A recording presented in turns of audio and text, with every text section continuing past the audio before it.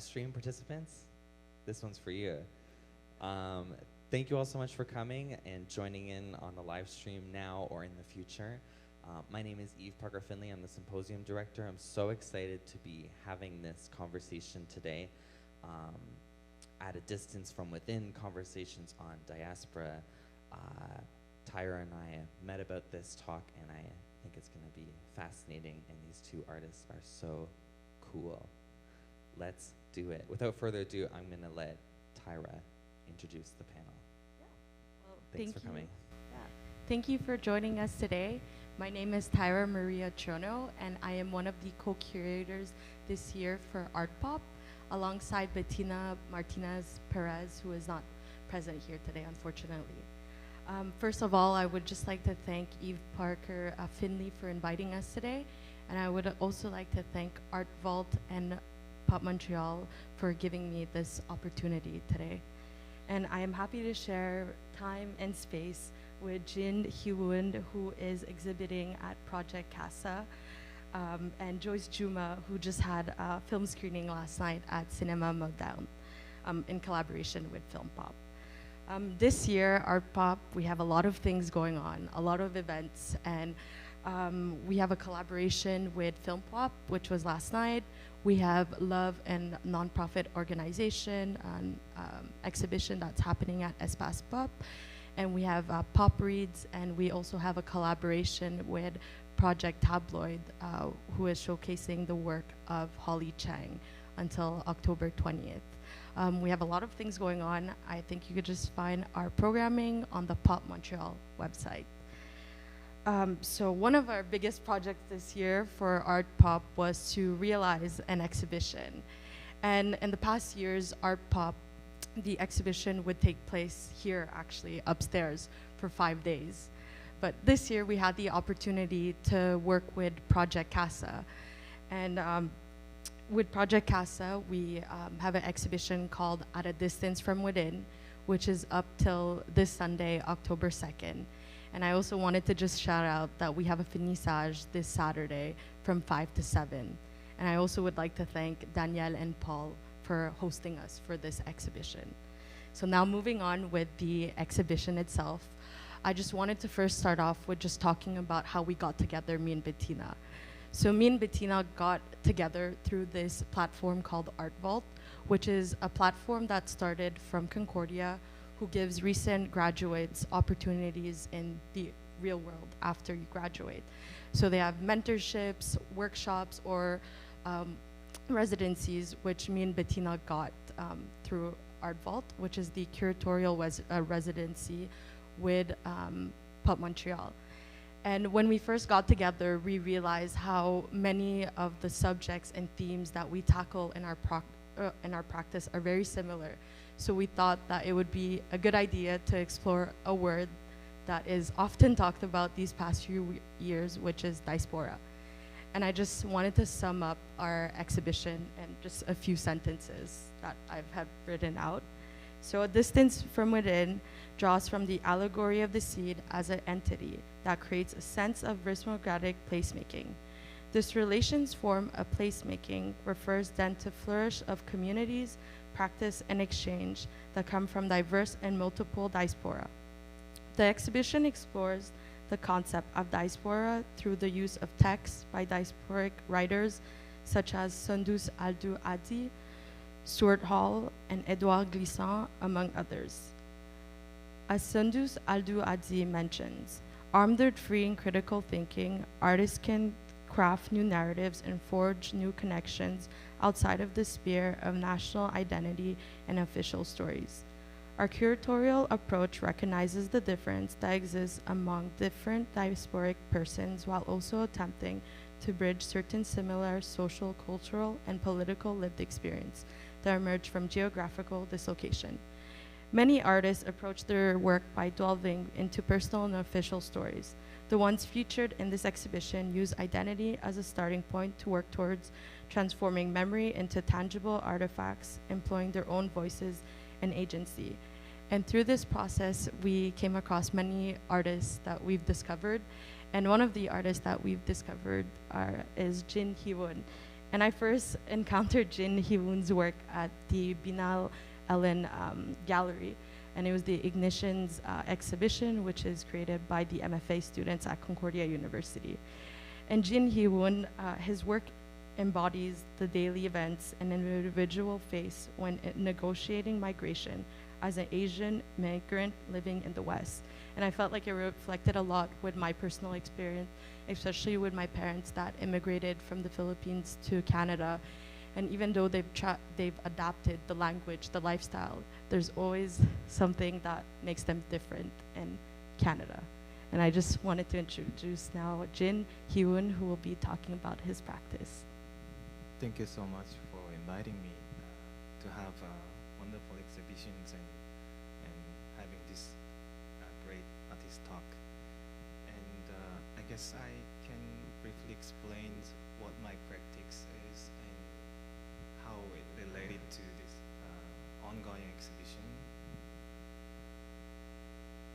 I have some presentation notes. So, hello, my name is Hyun. I'm from Korea. Migrated to Canada, Montreal since 2017. And so my work began with this type of exposed in the daily basis how people created their own display, such as like these images that I always collect when I get inspiration. It's because like I rarely have opportunity to have studios, so I don't really, even though I'm sculptor, but I don't really make a physical body of work. So I mostly like look around or walk around and then find something that like really interested in me with this type of creation by people, and I find this like creative action is like really more admired. So I kind of like keep collecting this type of images while I'm commute or day-to-days. And when you see this type of display, it's just like it's just fascinating to me. It was just like combining little by little and the color and they just created for this. For example, this one is like they put it outside to maybe accelerate selling, but to me it's just like some kind of sculpture. It's like very well combined together that doesn't really like meet together in a way. And this type of things that I discovered is like theatrical kind of movements by the objects, like the continuities, and that kind of creates a third theatrical moment. And this also kind of like things that I can discover on the streets, that like the whole is kind of changing this image, like kind of twisting the landscape, and this type of things that like lean on the walls a long times and get leaned and become like sculptural by humidities or the origin like aesthetic that woods kind of has. And this also kind of things that I really interested in, like the organic shapes of the material that like kind of has already, and also this like weird random connection between the small object, and also this type of another theatrical kind of gesture. And this is something that I starting to notice in Montreal. All the door is like when it locked and it's just locked. So they just often use this type of creation for their moving.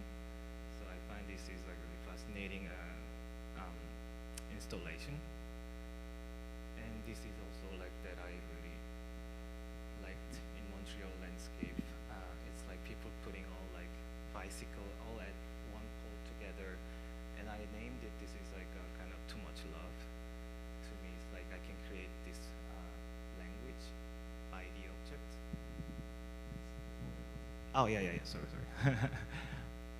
And after that, my practice, I starting to make this installation things that around me, which is like I had this like letter that I got from the Facebook Market, but it sits in my house like 2 years, and I never got to really find a use of this letter.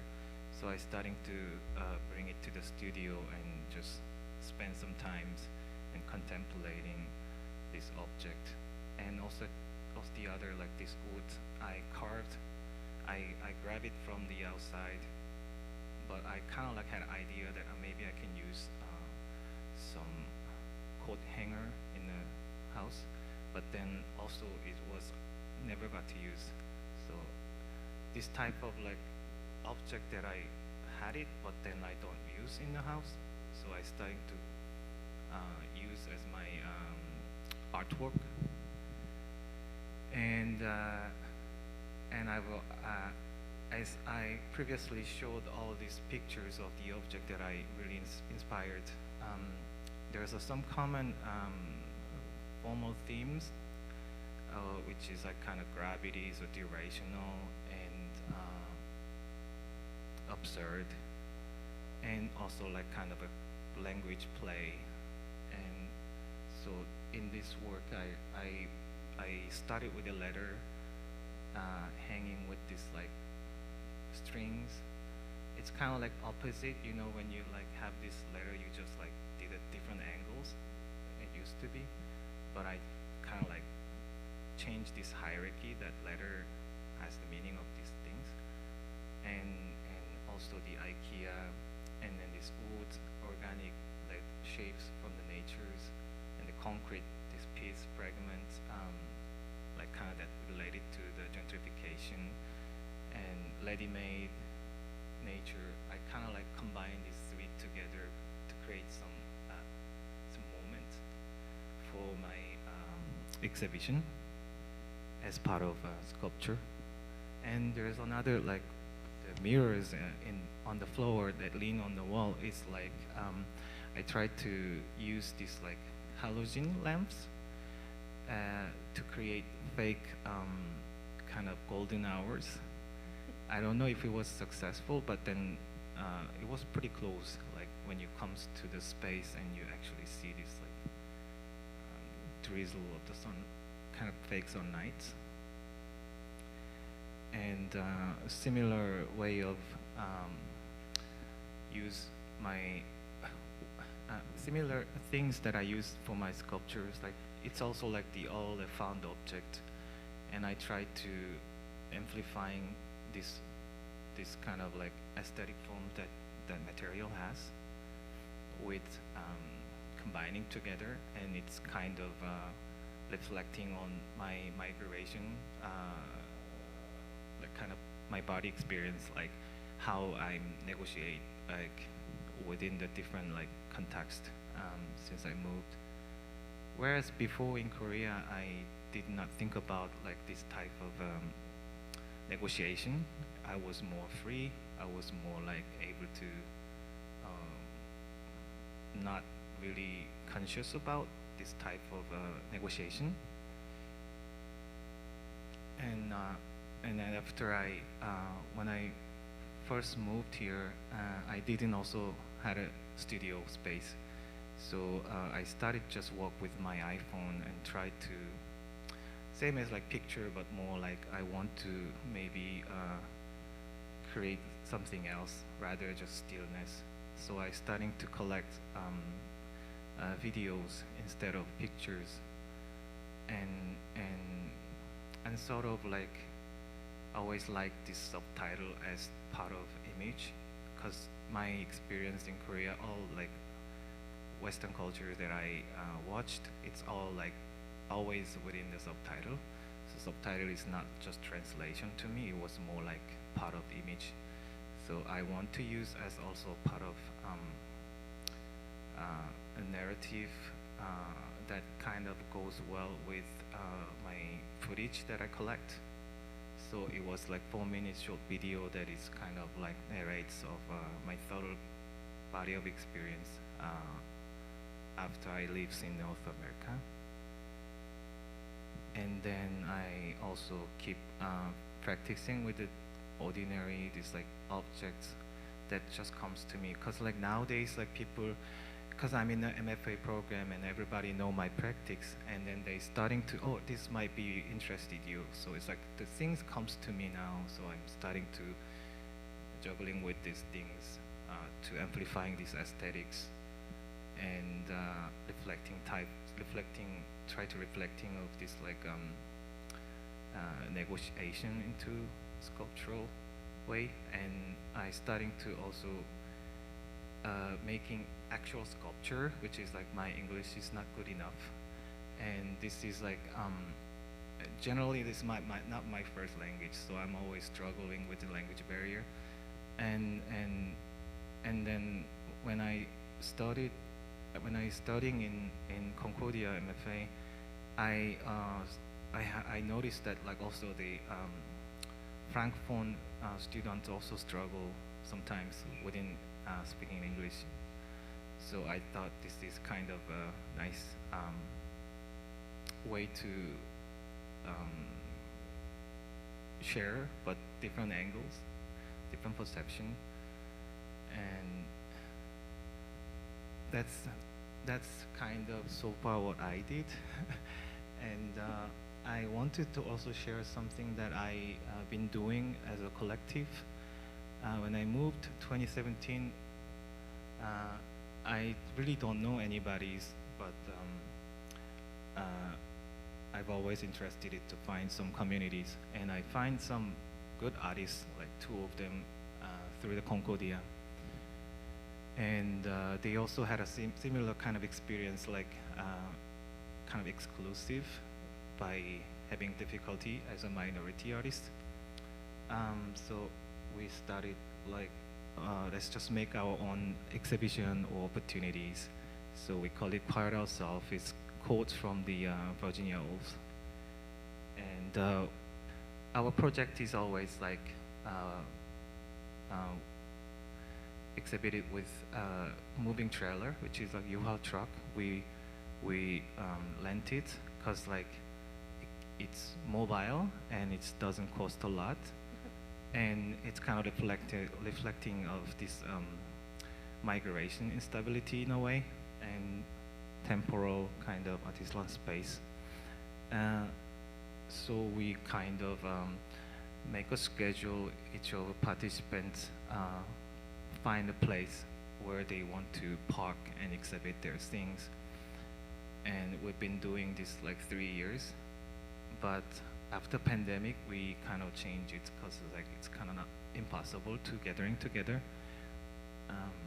But we were like find a way, another way of exposing our work through the moving box, but it's still ongoing.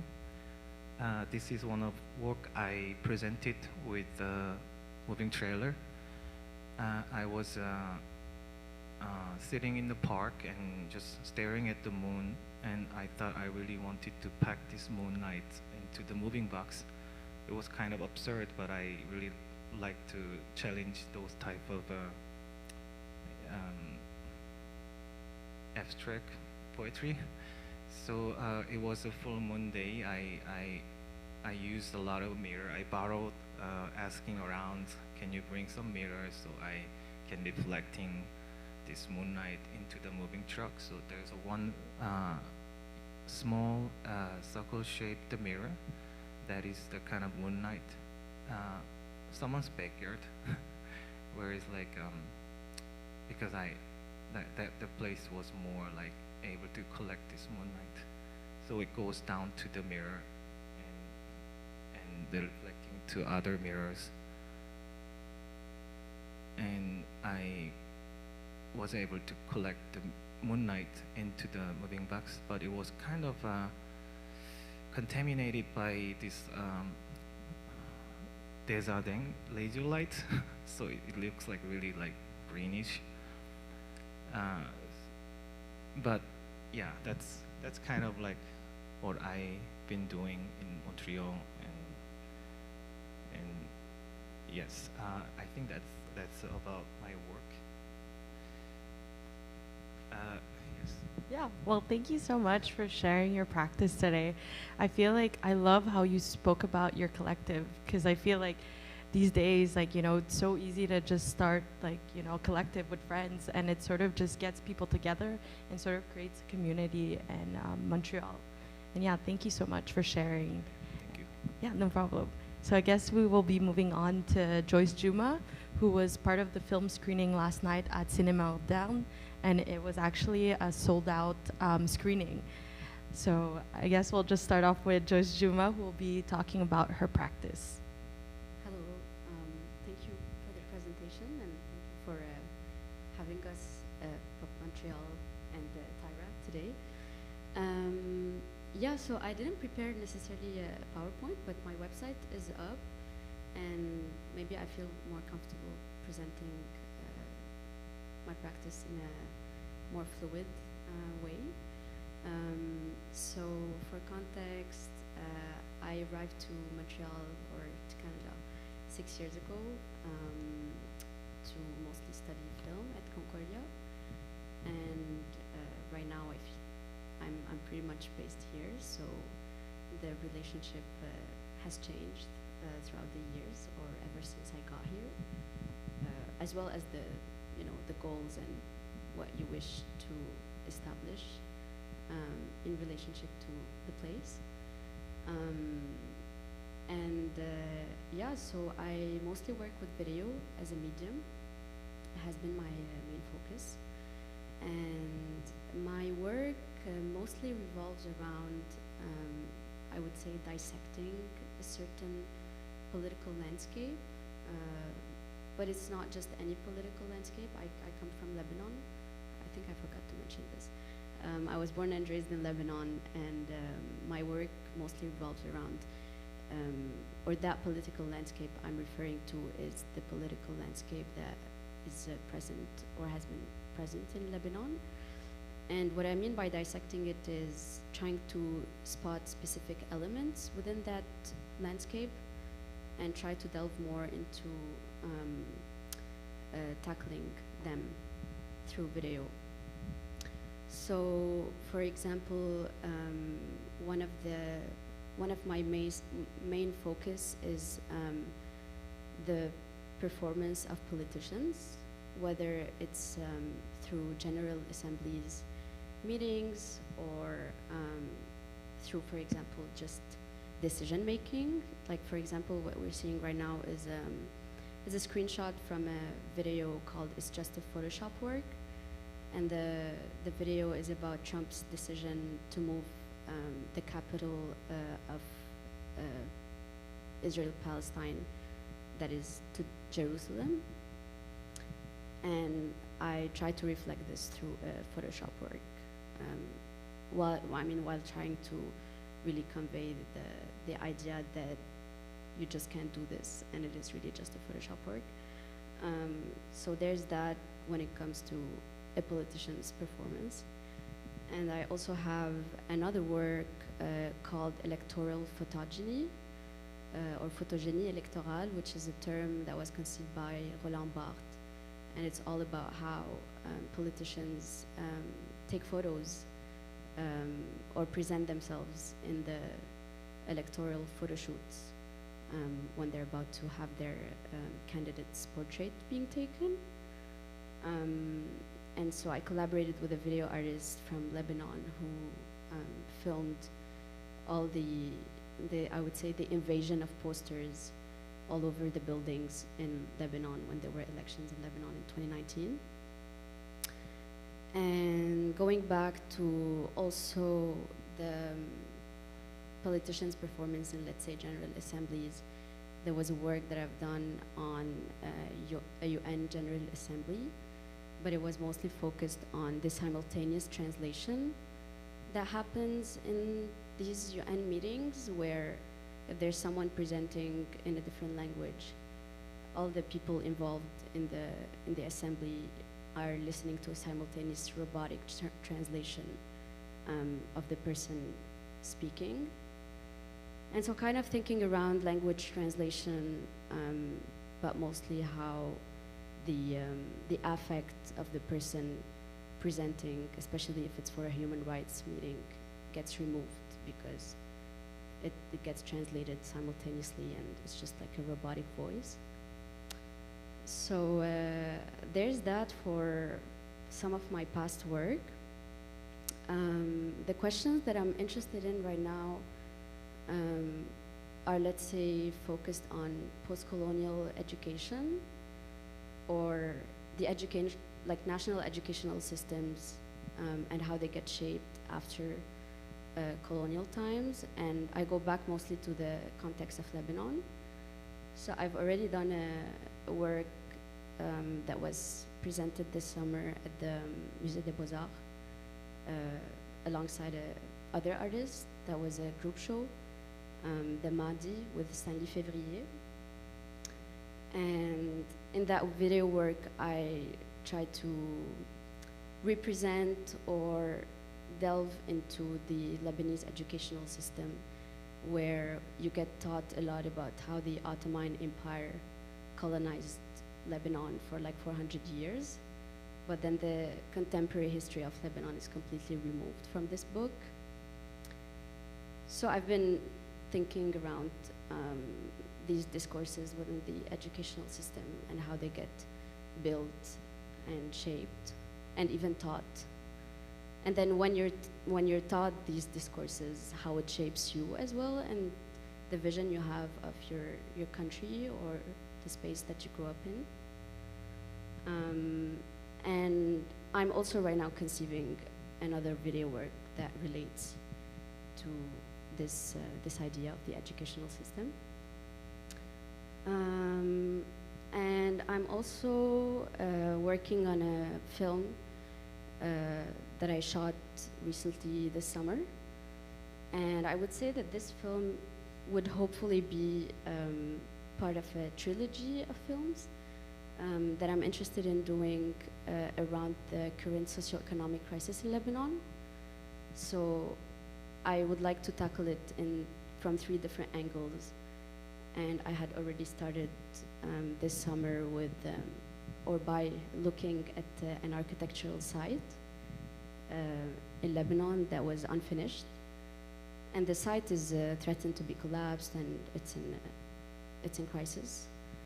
And so I tried to parallel the crisis that the site embodies to the current socioeconomic crisis in Lebanon.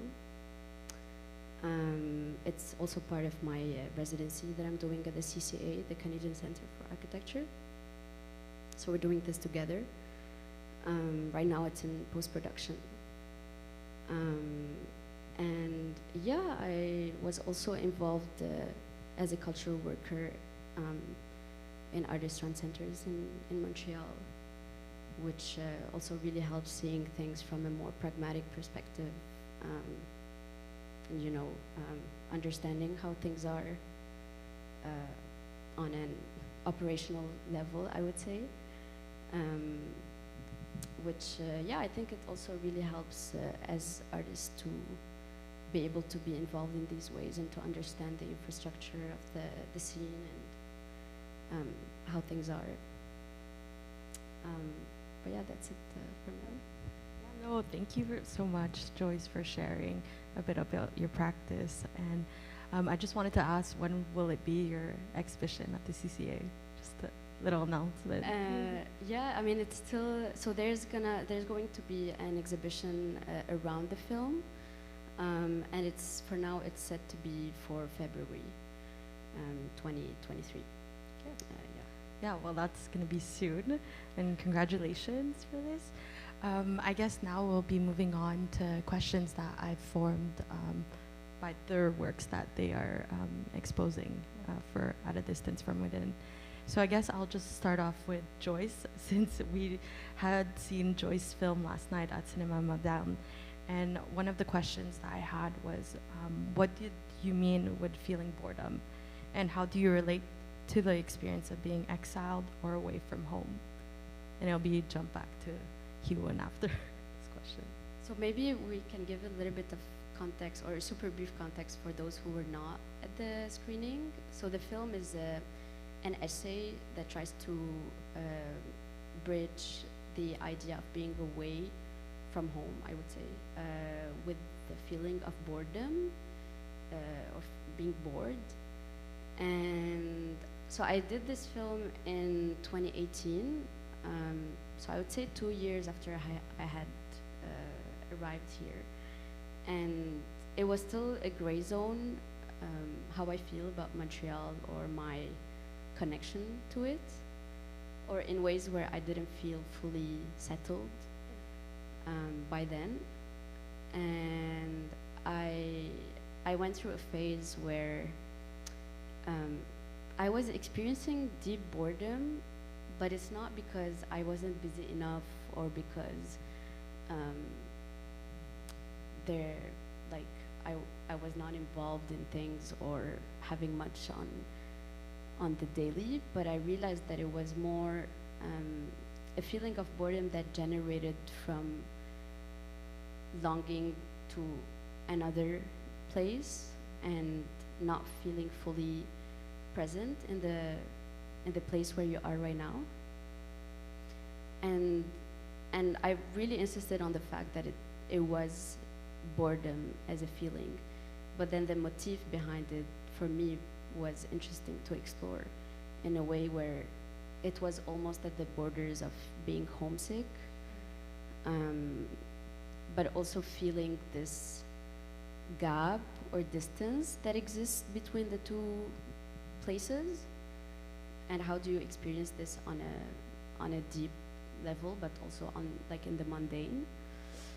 So I knew that this is what I wanted to explore as a feeling, or to make of this feeling of boredom the protagonist of the film, I would say. Usually, I think that like cinema is all about situations that trigger feelings, but not about the feelings themselves. So I tried to make of this feeling the actual protagonist, or the main subject of the film. And I really wanted to collaborate with a writer who is self-exiled in France. He comes from the same city that I come from in Lebanon, called Tripoli, and the writer's name is Suhaib Ayoub. So he's self-exiled in France, and I knew I couldn't write necessarily in the ways that I wanted to express this feeling. So I approached him for a collaboration, for him to write a text about boredom, you know, in his great sense of poetism and stuff. And yeah, he sent me a text that he had written, and I started conceiving images around this text in ways where it also feels very natural as a train of images, like nothing really forced or insanely artistic, let's say. And yeah, and we did this 6-minute short together, and now I'm somewhere else, I think, in relationship to Montreal, or even how I feel about me being constantly in between Montreal and Lebanon. But yeah, that was the case back then. Yeah, no, I feel like I felt like watching this video was very site-specific, especially with the scenes of like, you know, the metro in Montreal or the Old Port. It's sort of like touristic places of Montreal.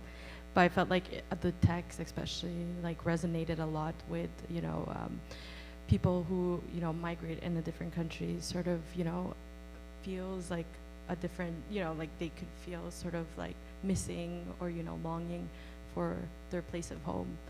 But yeah, and I feel like for Hyun, you're going through the same thing, and how do you feel about this question? The delay to the distance. I guess at the first couple of years, I really didn't really know.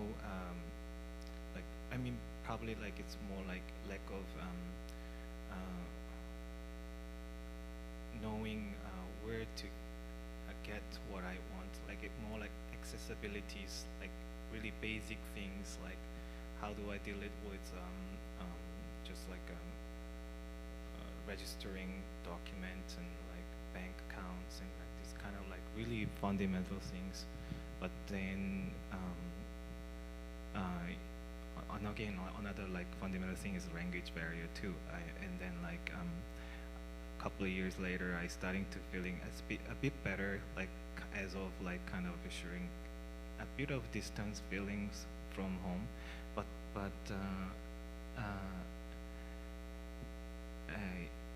it's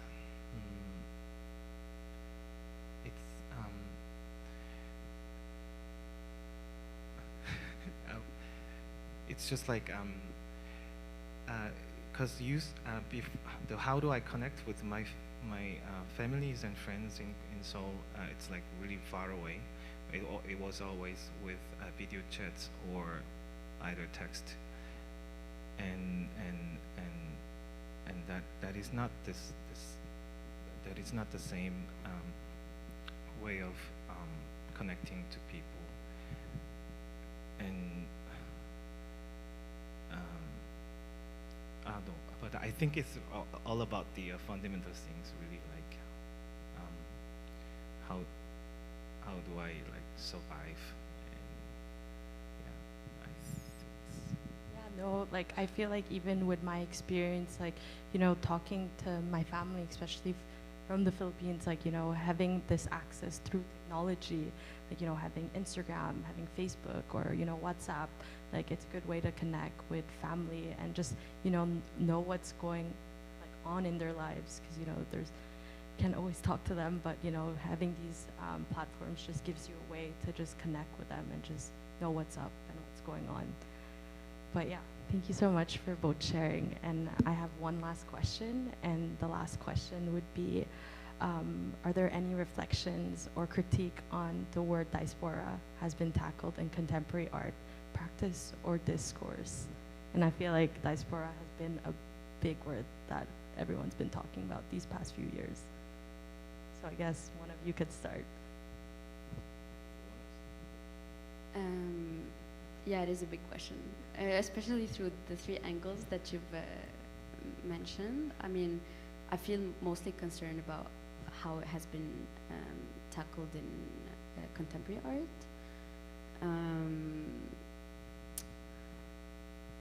Regardless of how much we identify to it, and I'm sure that the degrees are very different depending on the vécu of people.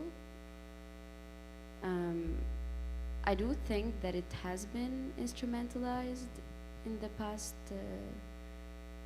years, or the current time right now, in ways where it almost feels like a canon that facilitates categorization. Especially in North America, we really tend to want to categorize and classify people or identities in general.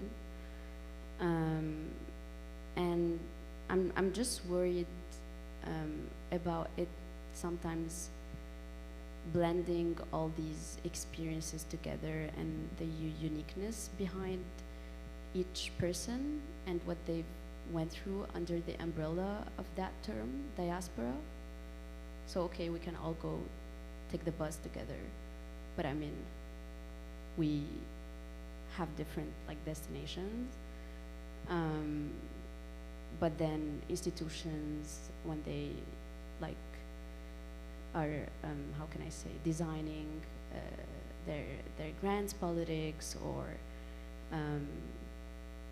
I don't know, their support programs and all these things that they put forward, sometimes it really feels like it's instead of really fully using this as a way to reach out to the other, it becomes more of a category? Yeah, but I mean, you get also within that process, some things get erased, And it's really important to stay vigilant to and intentional with how these programs or grants or any types of policies within institutions that are set or directed towards immigrant artists or even artists of colors. All these like BIPOC only calls. I mean, sometimes it feels like artists get rendered to their place of origin or to their identities, and we just remain on the surface as opposed to really delving into specific contexts and experiences and things that have a face, as opposed to saying, oh, they're all the same person, you know. Trying to think if I have other thoughts. Yeah, no, for now I think that's the first thing that comes to mind. That's a kind of similar experience because as a being minority artist living in Montreal and starting to see these movements that they allow more spots for immigrant artists. Even they created this grant system called Vivacité Montréal.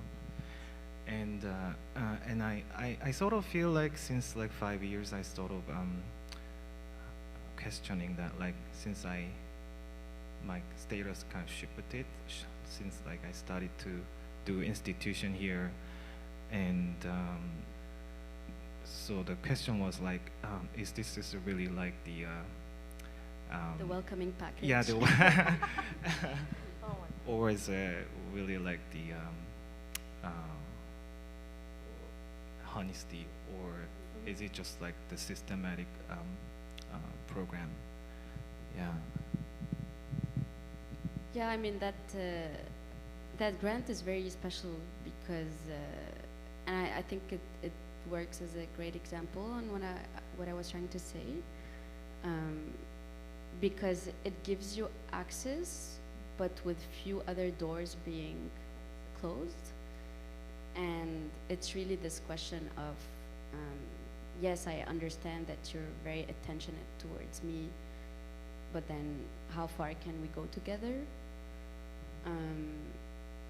And then again, it blends everybody together because it's oh, okay, this grant has been created for you specifically, but I might be interested in showing next to, you know, everybody else that is allowed to apply to the other also grants or be in the shows that are not specifically capitalizing, I think that's the word, capitalizing on identity politics, and how, and make it the first layer through which, or the first layer through which we read one's practice.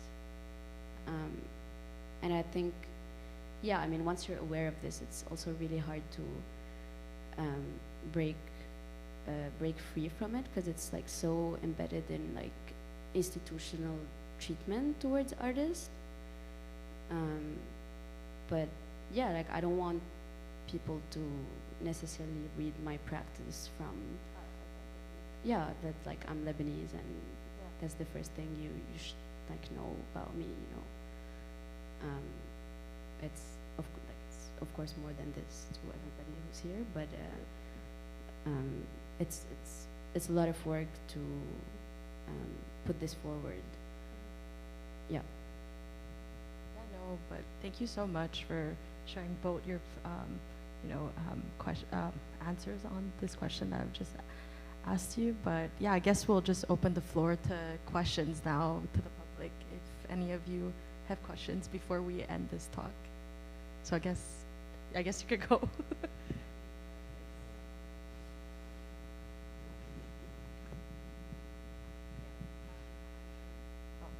Is the mic on?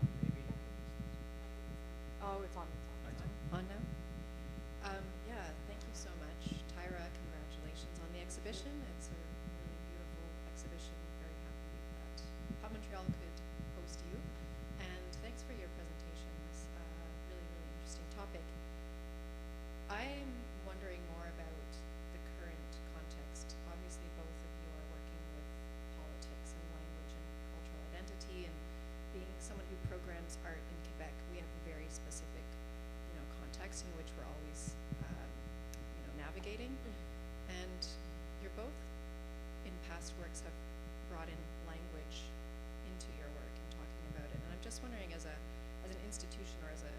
organization, I'm always curious about how do we then have those conversations with the broader public. You're the artist, so you're making this work and you're presenting all these ideas.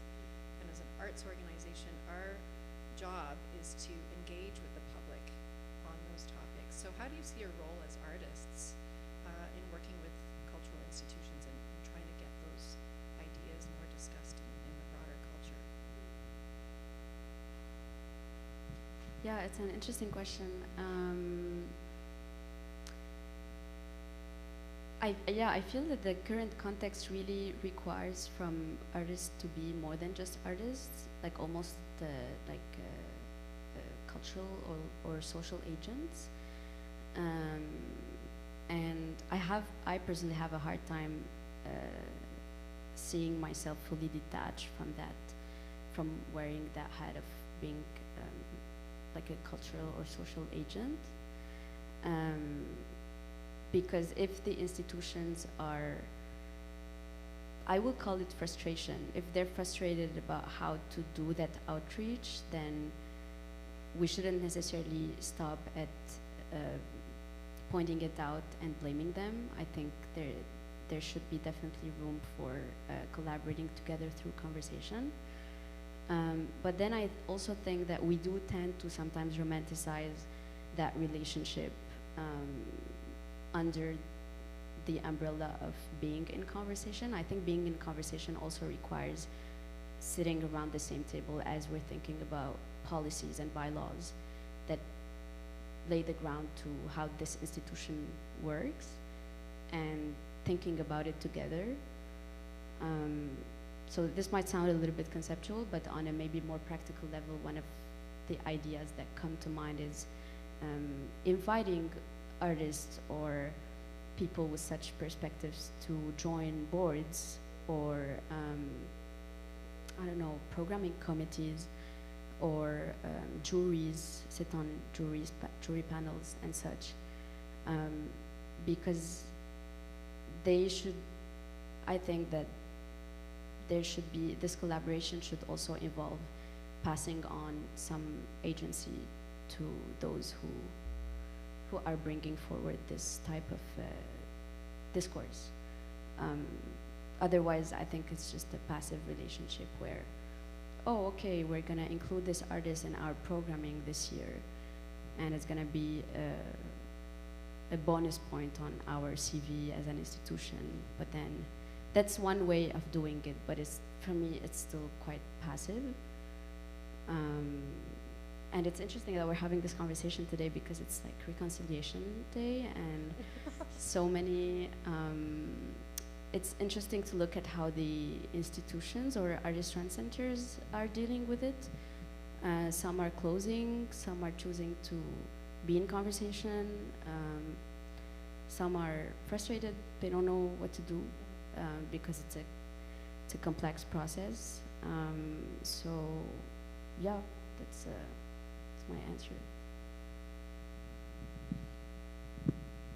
Yeah, like just like little thought lighter way comes up in my head. It's like because it's like it often categorizes us as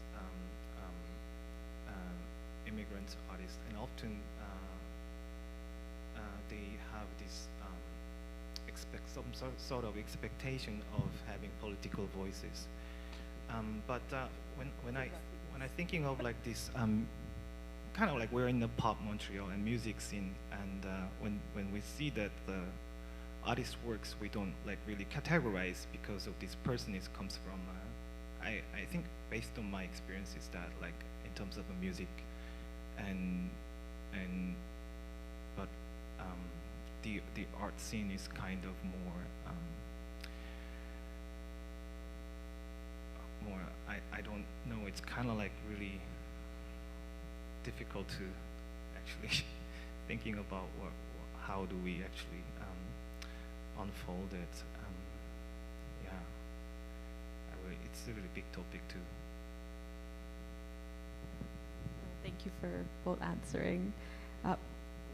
I feel like there's so many things to just talk about this certain question that Jen just asked, but I feel like, it's something that is an ongoing conversation every day that I've had with Joyce, everyone in Montreal, because I feel like, you know, at least we're trying to make things better, but I feel like there's never going to be like a final result. But I feel like I'm glad that there's still an ongoing conversation that we get to, you know, talk about and, you know, sort of change things in a way, because I feel like 5 years ago things were very different to now.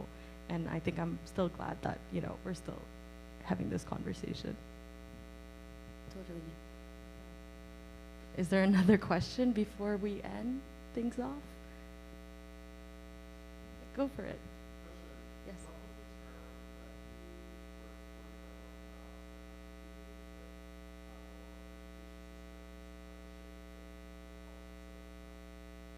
Was it the post-colonial education? Post-colonial. Oh, electoral photogeny. Yeah. A term introduced by Roland Barthes. Yeah. Well, I guess this wraps up our talk. Thank you so much for joining us today. Yeah, thank you. Thank you.